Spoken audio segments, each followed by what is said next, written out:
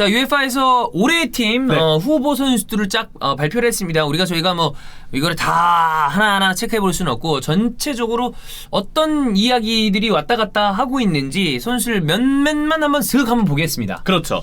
일단 올해의 팀이 무엇이냐? 2002년부터 21세기부터 이제 시작이 됐습니다. UEFA가 공식 홈페이지를 통해서 인터넷 투표를 열고 이 인터넷 투표의 결과에 따라서 수여하는 축구상인데요. 의미가 무엇이냐? 유럽 클럽에서 혹은 유럽 국가대표팀에서 뛰고 있는 선수 11명으로 그 1년 동안의 활약이 누가 대단했느냐. 네. 이 팀 베스트 11을 추리는 상이라고 보시면 될 것 같아요. 그렇습니다. 작년 선수들이 이렇게 나오고 있는데 뭐 다 받을 만한 선수들이 나왔어요. 특히나 저는 작년에 인상적이었던 선수들은 역시 아약스 출신 선수들. 아, 그렇죠. 뭐 이적을 해서 유벤투스 소속으로 나오긴 했습니다만 어쨌든 여기에 들어간 건 아약스에서의 활약이 컸으니까. 더용도 그래서 바르셀로나. 맞아요. 네. 델리우트나 프랭키 더용이 좀 눈에 띄었다라는 생각이 들고 뭐 여기 호날두랑 이 메시는 뭐 그냥 항상 있는 애들이니까. 대단하네요. 이 호날두가 13년 연속이라는 게 눈에 띄는데 그렇죠. 이따가 얘기 드리겠지만 호날두 선수는 일단 최다 선정 1위입니다. 맞아요. 14번. 근데 이 부분이 활약도 활약이지만 팬투표의 영향도 어느 정도 있는 점도 고려를 해야 돼요. 뭐 워낙에 팬이 많은 선수니까. 그쵸. 네. 이따가 얘기 드리겠지만 이 팬투표로 추려지는 게 이제 올해의 팀이고요. 네. 그리고 두 번째 메시, 세 번째 라모스 이렇게 좀 추려진 최다 선정 기록도 볼 수가 있습니다. 그렇습니다.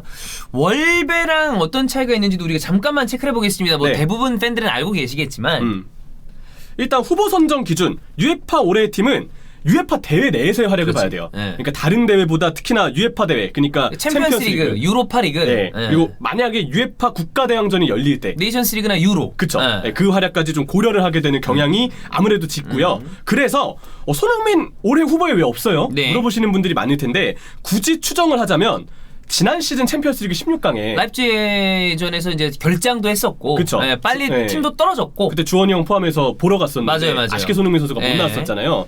그래서 만약에 올해 이번 시즌에 유로파에서 승승장구해서 토트넘과 손흥민이 뭔가 결과물을 낸다. 그러면 내년에 또 유력한 후보군으로 올라갈 수 있을 겁니다. 그쵸. 이거 후보 보면은 유로파 활약 때문에 챔피언스리그 활약이 아무리 좋은 선수여도 유로파 활약이 좋은 선수도 조명을 해야 되니까 그럼요. 결과적으로 유로파 쿼터가 있는 것처럼 보이기도 해요. 그런 걸 봤을 때 손흥민이 지금 여기서 활약을 해주면 내년은 충분히 가능하다. 네. 이렇게 좀 볼만한 부분들이 있고요. 그렇습니다. 선수 개인의 활약이 가장 중요하지만 비슷한 선수들끼리 있잖아요. 네. 스탯이 비슷하거나 경기 관여도가 비슷하거나 우열을 가리기 힘들 경우에는 팀 성적을 봐야죠. UEFA 대항전에서. 네, 그 팀이 어디까지 올라갔느냐. 그렇죠. 이걸 보는 게 아무래도 유에파 올해의 팀의 특징입니다. 네. 주목할 점. 후보는 유에파에서 직접 선정을 하고요. 근데 이 후보들 중에 베스트 11은 100% 팬투표로 선정이 돼요. 그러니까 이제 항상 요거 얘기 나오면 이거 뭐 인기상 아니냐라는 얘기를 하죠. 네. 예, 근데 저는 이게 뭐 어쩔 수 없다고 봐. 이제는 모든 어떤 이런 투표나 선정을 하는 데 있어서 가장 권위 있는 데가 어디입니까? 프랑스 풋볼의 발롱도르예요. 근데 그렇죠. 그 부분도 그 발롱도르도 어떤 그 전체적인 흐름을 반영을 안 하기가 힘들거든요. 네. 예, 그래서 이거는 나는 그래서 개인적으로 이런 수상들은 점점 예전의 권위와는 다른 종류로 움직일 것이다라고 생각을 합니다. 그쵸. 네. 근데 그럼 진짜 예전 같았으면 이런 투표를 팬들한테 붙였다고 했을 때 ARS로 아마 하지 않았을까? 일단 팬 투표를 안 했겠지. 안 했으려나? 네, 기술이 ARS 안 거 돼. 다 못 돌렸을 거야. 못 돌렸을 거다. 그냥 뭐 이렇게 소수 사람들끼리 선정하고 그랬겠죠. 하긴 생각해보니까 전 세계인데. 그래, 못해. 전 세계 대상인데. 네. 그건 그렇네요. 그렇습니다. 자, 그럼 이번 시즌 후보를 보겠습니다. 일단 골키퍼 후보 쭉 보겠습니다. 누가 될 것 같은가요? 아유, 솔직히 노이어 아닌가요? 노이어다. 네. 왜냐하면 뭐 이따 다시 포인트를 체크하겠지만 트래블한 바이언이 압도적이에요. 너무 대단합니다. 네. 사실 그 선수의 어떤 스탯이나 기록으로 봤을 때 이 여기서 두 명을 꼽자면 저는 노이어와 오블락의 싸움이라고 보는데 네네네. 근데 결국 이 팀 기록 그리고 그렇지. 무엇보다 트래블을 이끈 노이어의 경기 관여도가 세요. 너무 큽니다. 그렇습니다. 네. 수비 쪽은 이렇게 쭉 명단이 나오고 있습니다. 이거 주목할 점이 저도 투표를 했는데 포지션별로 나뉘어 있지가 않아요. 그냥 수비수 4명의 자리가 있고 그러니까 뭐 막말로 아주 과격하게 얘기하면 센터백 될 수도 있는 거고 가능합니다. 왼풀백, 우풀백도 된다. 가능합니다. 네. 네, 그래서 이렇게 한꺼번에 고려를 해야 된다는 점. 누가 될까요? 일단 뭐 알라바? 또 근데 알라바의 어떤 그 팬투표의 어떤 그거를 생각하면 모르겠다. 알라바는 굉장히 불리합니다. 차라리 알폰소 데이비스가 유리하다면 유리하겠죠. 그렇지. 키미도 들어갈 것이고. 근데 키미가 왜 여기 있나 싶은 생각이 키미는 이제 들어요. 미드필더 쪽으로 분류를 네. 시켜야 되는데 여기다 갖다 박아놨구나. 그래서 키미가 이제 수비수 중에 한 자리를 차지한다면 같은 포지션에 있는 알렉산더 아놀드는 어쩌면 불리해질 수도 있다. 그럴 수도 있죠. 제가 보기에 좀 그런 부분도 있습니다. 야 이거 여기 수비는 누가 될지 모르겠다. 센터백이 특히 좀 고민이 많이 돼요. 반다이크를 하자니 반다이크는 챔피언스리그 16강에서 그렇지. 끝났고 부상도 있고. 그거는 라모스도 결정적인 순간에 또 결정한 것도 있었고. 그렇죠. 야, 이거 누가 될지 잘 모르겠는데. 솔직히 이 부분은 좀 긴가민가 합니다. 그렇습니다. 여러분 이거 누가 될지 본인 또 투표 한번 해보시고 그다음에 댓글로 선택. 남겨주시고. 네. 자 미드필더도 후보군이 이렇게 쭉 나오고 있습니다.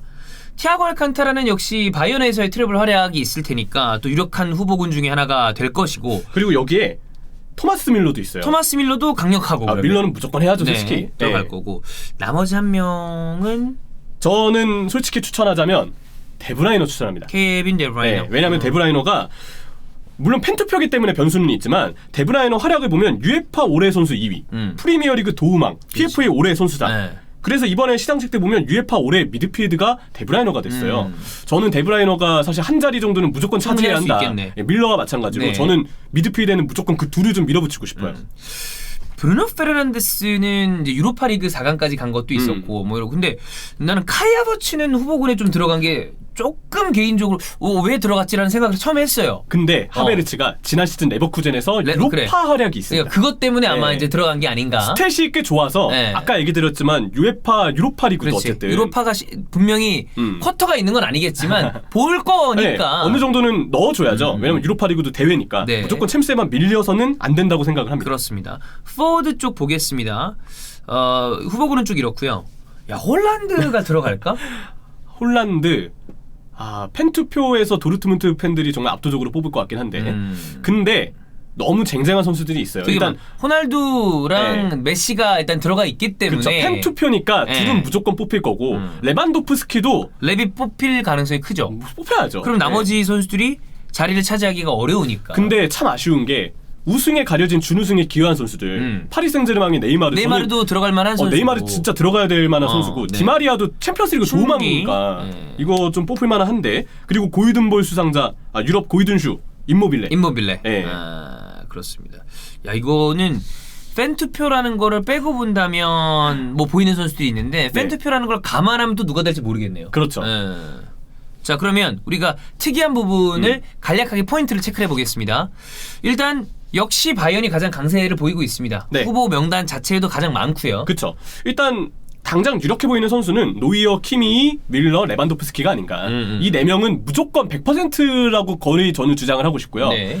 알라바, 티아고, 알폰소는 저는 개인적으로 꼽고 싶지만 각각 포지션에 은근히 경쟁자들이 있어서 그치. 이거 좀 어떻게 될까는 조금 변수가 있다. 네. 그런 부분이 있어요. 그러고 보니까 키미가 수비에 들어가 있으니까 우풀백 자리를 그냥 한 자리 누가 네. 뺏기겠다 잘못하면. 그쵸? 그래서 네. 많은 분들이 의아해하실 겁니다. 야 키미 지난 시즌에 미드필드 뛰었는데 왜 저기 풀백이야? 추가해몬 유에파 새끼들 이렇게 하실 수 있는데 제가 봤을 때는 이게 유에파 대회 기준이니까 토너먼트에서 키미가 후반기를 보면 하필 파바르의 부상 때문에 우풀백으로 나온 경기들이 우풀백으로 있어요. 토너먼트에서 우풀백으로 뛰었어요. 네. 그래서 그걸 아마 네. 뭐 배정을 한 게 아닌가. 그게 아닌가. 그걸 네. 기준으로 삼아야 되는데 근데 제일 의아한 부분이 또 있습니다.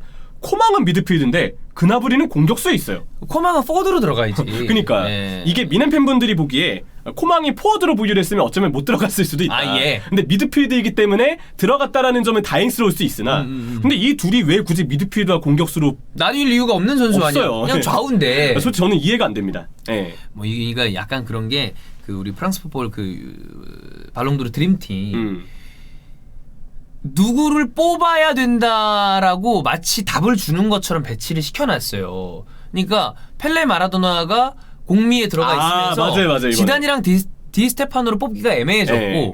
그건 뭔가 사람들이 얘기해 이거 뭐 호날두랑 뭐 이렇게 한 자리씩 주려고 그런 거 아니야? 여러 가지로 막 그런 얘기들이 있었잖아요. 그렇죠. 실제로 그런 생각을 했는지 안 했는지 모르겠으나 그러니까 약간 이런 어떤 그 베스트 11 방식의 선수를 구성하는 데 있어서 좀 항상 논란이 있죠. 그렇죠. 예. 그러니까 어떻게 보면 아니 UEFA랑 프랑스 풋볼에서 하는 것도 논란이 있는데 우리가 그걸 하겠다고 하니까 맨날 욕을 먹었던 거야. 그래서 우리가 그걸 안 하는 거 아닙니까? 예. 이제 베스트 11이랑 이거 웬만하면 안 합니다. 그냥 많이 나만의 베스트 11 이런 거 하는 거지. 약간 손해를 보는 기분이 그렇습니다. 들어서. 네. 어쨌든 네. 다음으로 가죠.